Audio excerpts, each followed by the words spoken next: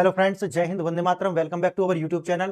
Friends, आपने इस प्रकार की जो न्यूज है वो पढ़ी होंगी। आज हम इसका विश्लेषण करने वाले हैं कि ये न्यूज थी क्या। देखिए, ये है द वॉल स्ट्रीट जर्नल का एक आर्टिकल है। Exclusive Russian sends two submarine to the escort tanker the US tried to seize off the Venezuela. और देखना, CNN की न्यूज है, Russia files diplomatic request to asking US to stop the pursuing oil tankers and originally bounce for. और देखना, the Moscow Times ने लिखा है US seize Russian flagged oil tankers what we now. देखना, यहां पर ये जो शब्द है ना, ये वाला महत्वपूर्ण है। ये फ्लैग्ड ऑयल टैंकर यानी कि फ्लैग्ड, इसको याद रखना। मैं आपको इसका मायने बताऊंगा क्या है। एक है मॉडर्न डिप्लोमेसी जो है, इसका आर्टिकल है Kremlin issues that warning as a US tightens that Venezuela oil blockade. और देखना, ये न्यूयॉर्क टाइम्स का है, Russia ask United States to stop the pursuit of that fleeing oil the tanker. अब इसी तरीका के आप देखेंगे बहुत सारे आर्टिकल्स आपको देखने के लिए मिलेंगे। आज मेरा जो उद्देश्य है वो ये बताना नहीं है कि ये जो टैंकर है वो घेर लिया है, नहीं। मेरा जो मकसद है इसे बताने के पीछे वो कुछ और है। वो देखिए पहले आप, वो क्या है। वो मैं आपको ये सब जो हो रहा है इसके पीछे का एक जो महत्वपूर्ण कारण है, मैं उसकी ओर आपका ध्यान जो है वो आकर्षित करना चाहता हूं। वो है न्यू स्टार्ट ट्रीटी। क्या है? New start treaty. अब ये जो है लगातार आने वाले 1 से 2 महीना ये जो है बहुत ज्यादा न्यूज में रहने वाला है।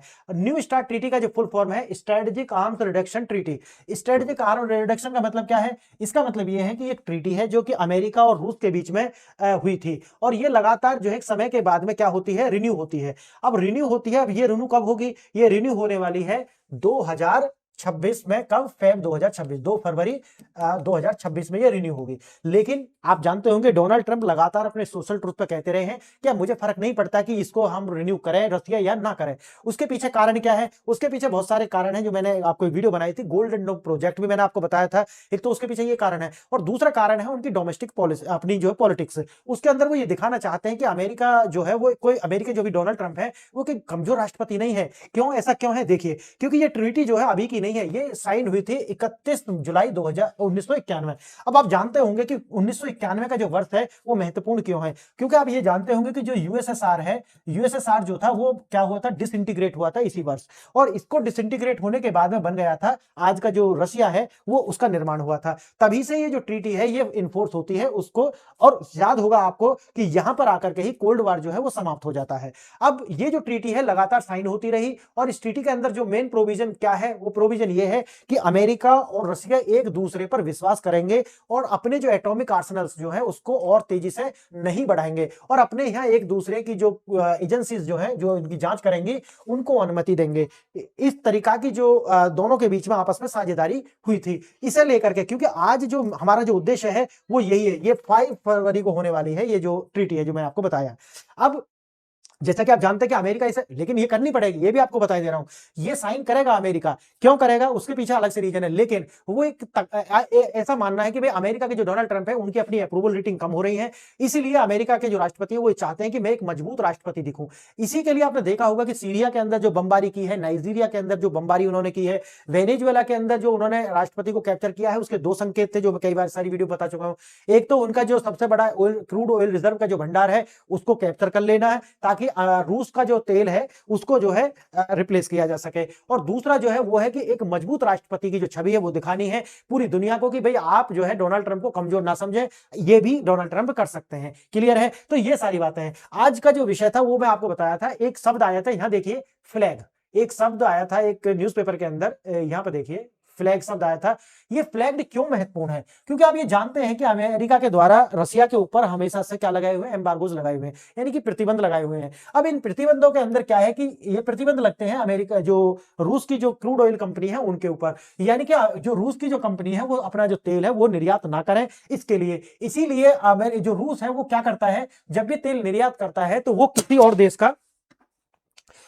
और देश का या तो वो कोई कैरेबियन कंट्री हो या फिर किसी अफ्रीकन कंट्री का फ्लैग लगा करके ही वो सारे के सारे निर्यात करता है। अब ऐसा जो करता है उसके लिए क्या होता है, किसी भी देश का वो रिकॉग्निशन नहीं हो पाता कि वो रशिया का। इसे बोलते हैं घोस्ट वेसल्स, यानी कि जो एक तरीका से उनको बोलते हैं घोस्ट वेसल्स, यानी कि उनका मालिक कौन है पता नहीं है। अगर ऐसी किसी वेसल्स को रोकते हैं तो इसका मतलब समझिए कि ये जो ऐसे तरीका के जो वेसल टैंकर को जो रोकते हैं उसको समझिए कि वो ये थ्रेट नहीं कर रहे कि रशिया को थ्रेट कर रहे हैं। लेकिन महत्वपूर्ण क्या हो जाता है महत्वपूर्ण यह है कि उस पर रसिया का फ्लैग था। इसका मतलब यह है कि अगर अमेरिका की जो सिक्योरिटी एजेंसी है अगर इसको क्या करती हैं, रोकती हैं, एक तरीका से वो आप समझिए कि रूस को ही थ्रेट है, यानी कि रूस को चेतावनी है। क्लियर है मेरी बात? और रूस को अगर चेतावनी होगी तो आप समझते होंगे कि रूस जो है वो एक अपोनेंट है किसका, अमेरिका का। तो आप समझिए इनके अपनी एक आपस में ही एक दुश्मनी है, अब से नहीं, वो तो अब समझे कोल्ड वार के समय फिर 1991 के बाद से अभी तक भी मानते हैं। और अगर आप देखेंगे कि अमेरिका के अंदर बेशक रूस इतना कमजोर हो गया है, लेकिन बेशक क्यूबा क्राइसिस आप जानते होंगे, क्यूबा क्राइसिस क्या था।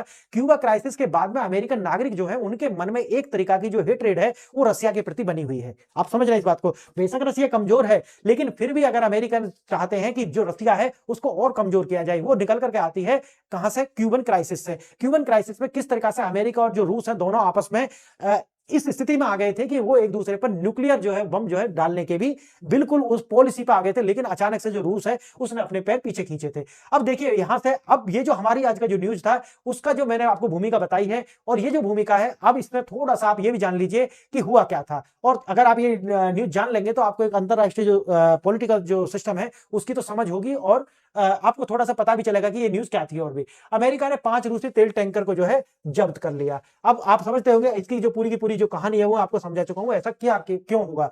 रूस ने इसे खुली समुद्री डकैती और रूसी क्षेत्र पर हमला जो है बताया। एक वरिष्ठ रूसी सांसद ने अमेरिकी जहाज को डुबोने की सीधी धमकी दी। क्लियर है? क्योंकि एक दूसरे के अपोनेंट्स हैं। रूस ने परमाणु प्रतिक्रिया की चेतावनी दी। रूसी सैन्य सिद्धांत ऐसे हमलों का जवाब, क्योंकि उनके पास फर्स्ट यूज पॉलिसी ऐसा कोई तरीका का कानून है नहीं, वो अगर किसी भी तरीका से रूस की धरती पर खतरा है तो उनके पास में सीधा परमाणु हमला करने की जो क्षमता है, और उनका जो कानून है उनको बाध्य नहीं करता है। क्लियर? जैसे भारत का आप देखेंगे कि no first use policy type का, इस तरीका की कोई भी प्रतिबद्धता उनके पास नहीं है। बढ़ता राजनीतिक टकराव, नाटो सीमा के पास हाइपरसोनिक मिसाइल जो दागी गई। रूस ने पोलैंड की सीमा के पास जो है यूक्रेन में मिसाइलों को दागा। आप जानते होंगे कि पोलैंड के द्वारा ही जितना भी आर्सेनल्स वगैरह जो है वो अगर यूक्रेन में आते हैं तो पोलैंड के द्वारा ही आते हैं, तो पोलैंड भी जो दूर रहे, और यूक्रेन से तो युद्ध इसलिए हुआ कि ताकि नाटो से दूर रहे।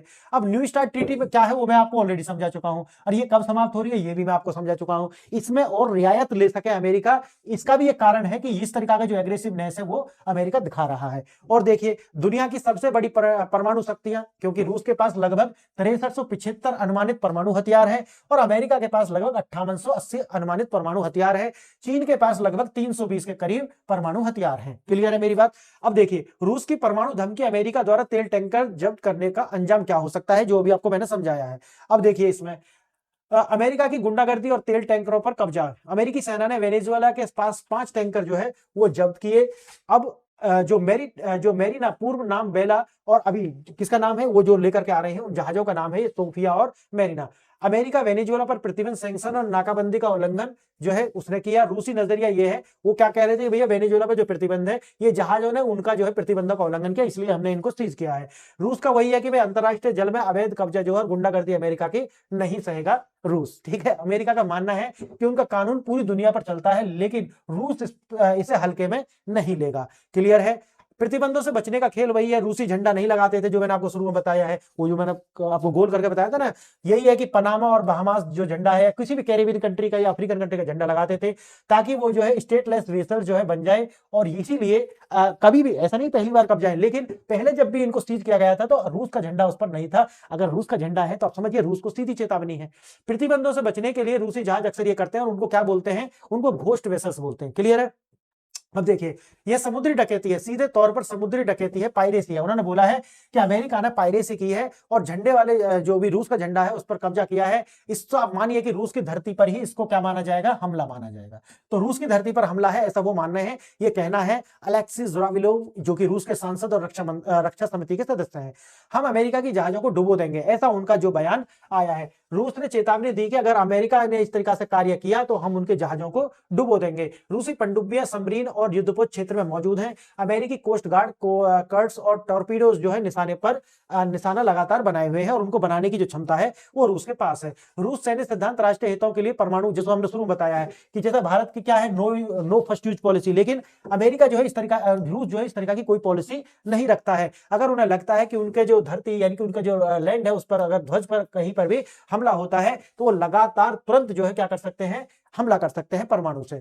पोलैंड सीमा पर चेतावनी, जो मैंने अभी आपको बताया कि पोलैंड से ही होकर के जो भी जाएगी रसद सामग्री वो यूक्रेन के अंदर जाती है। इसीलिए आप देखेंगे कि हाइपरसोनिक मिसाइल से जो यूक्रेन पोलैंड का जो बॉर्डर है वहां पर लगातार रूस ने हमला किया। यह हमला पोलैंड को जो है नाटो सदस्यों की सीमा से दूर रखने की जो है हमेशा उन्होंने बताया कि हम अपनी सिक्योरिटी करेंगे, ये रूस का मानना है। हमला यूक्रेन पर नहीं था बल्कि नाटो को एक संदेश जो भेजना था कि अगर आप हमारी सीमा के नजदीक आओगे तो आपको जवाब इसी प्रकार दिया जाएगा। यूक्रेन का लाइफलाइन या अगला निशाना वही है। पोलैंड जो है वो 80 से 90% जो वीपन सप्लाई जो है वो इसी के द्वारा होती है, इसी की लैंड का यूज करते हुए। ये आप सब जानते होंगे। जिस रोका नहीं जा सकता वो क्या है, हाइपरसोनिक IRBM जो इंटरमीडिएट रेंज बैलिस्टिक मिसाइल, जो कि एक वीडियो मैंने बनाई थी। तो एक तो ये IRBM और एक ICBM जो है और IRBM जो है, इनको रोकने की क्षमता अभी अमेरिका के पास नहीं है। अगर ऐसा होता है तो आप समझ सकते हैं कि 5500 किलोमीटर की रेंज है, लगभग 10 से 15 मैक की स्पीड से जो ये लगभग ये क्या करेगी, अटैक करने वाली। तो इसको रोक नहीं पाएगा अमेरिका भी। तो अब देखिए इस तरीका से अगर जो जवाब रूस देता है तो आप कह सकते हो कि ये मुंह पर तमाचा है या नाक पर तमाचा है। ट्रंप का जुआ और रूस के प्रति बदलते तेवर। वेनेजुएला का जुआ वही जो उन्होंने कहा है, और भविष्यवाणी जो है वो सारी की सारी आपको समझ में आई होंगी। न्यू स्टार्ट ट्रीटी मैंने आपको समझा दी ये है क्या, और इसमें और कुछ है अगर अगर हाँ ये खत्म होती है तो होने दो। ये मैंने आपको बताया था कि रूस जो अमेरिका के राष्ट्रपति हैं वो कह रहे हैं कि अगर ये ट्रीटी खत्म होती है तो होने दो, मुझे क्या फर्क है। ऐसा वो क्यों बोल रहे हैं उसका कारण भी मैंने आपको बताए हैं। इसके कारण भी मैंने आपको बताए हैं। एक तो गोल्डन डोम और दूसरा है अप्रूवल रेटिंग। क्लियर। और क्या है, एक बिना गार्डरेल की दुनिया, 3 बड़े खतरे, समुद्री तनाव, यूरोप का जो हाइपरसोनिक, ठीक, और तीसरा जो है वो है संधि का अंत। यानी कि आप समझ रहे हैं कि इसका होगा क्या कि ये दोबारा से संधि रिन्यू होनी होनी है। बिना इसके जो है अमेरिका अभी देखो, गोल्डन डोम एक प्रोजेक्ट है ना कि वो अभी सक्सेस हुआ है। उसके अंदर मैंने एक अलग से वीडियो बनाई थी, बहुत सारी चुनौतियां हैं। अगर अमेरिका उनसे पार पाएगा तब जाकर के ये जो है सक्सेस हो पाएगी। तो आज मैंने आपको ये बताया कि किस प्रकार से जो अमेरिका है उसको, उसकी जो झटपटाहट है ये है क्या, और न्यू स्टार्ट ट्रीटी जो है वो क्या है, और अमेरिका ऐसा कर क्यों रहा है, उसके पीछे की हमने वजह देखी। आज अगर आपने वीडियो यहाँ तक देखी इसके लिए बहुत बहुत धन्यवाद। आप इस वीडियो को लाइक करें, शेयर करें, सब्सक्राइब करें और कमेंट करें, क्योंकि कमेंट करने से रीच बढ़ती है। तो आपने आज ये वीडियो यहाँ तक देखी इसके लिए धन्यवाद। नमस्कार।